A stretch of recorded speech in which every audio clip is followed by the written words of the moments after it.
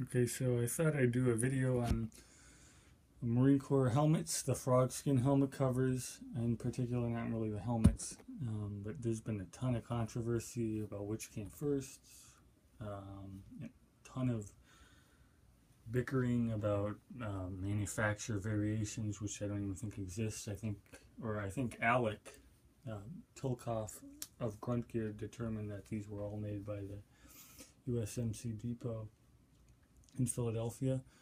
But before we get into that, there's two designs. I didn't figure this out. There's another guy in the U.S. Military Forum.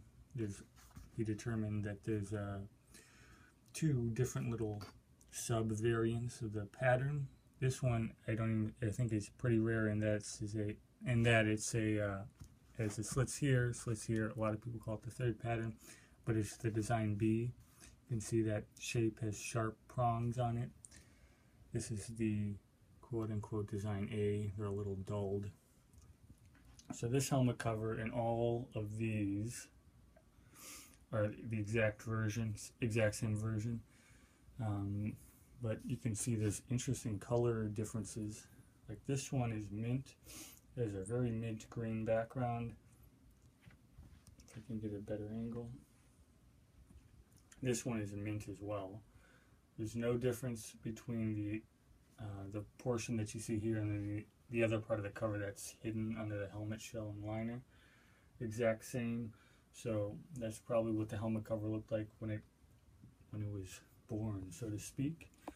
And then this one, and this one are all pretty used. If I were to take the helmet covers off, they would kind of have a minty green background on the flaps, so that suggests that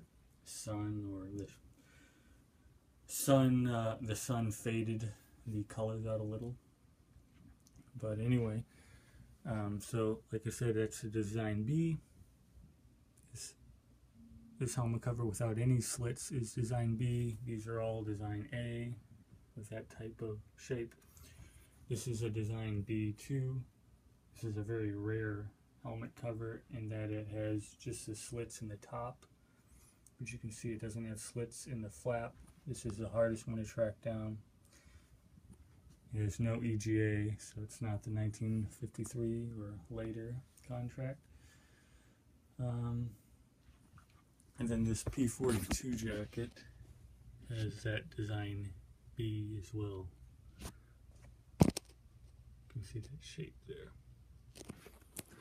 So, just wanted to make this a quick little video. I didn't want it to be too terribly long, but I think it's pretty interesting, all the variations of this. And in the thread, he was actually trying to find a third pattern with that type of shape.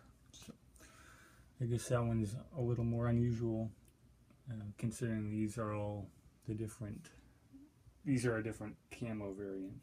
But I think it's pretty interesting, all the variations of these are used in the war, although this is really the only type you see in the pictures. These do pop up sometimes, especially later, it seems, but the helmet cover that has the slits seems to be the predominant helmet cover throughout the war, even as early as they were used. And in 1943, they almost always seem to be of the slitted variety. So.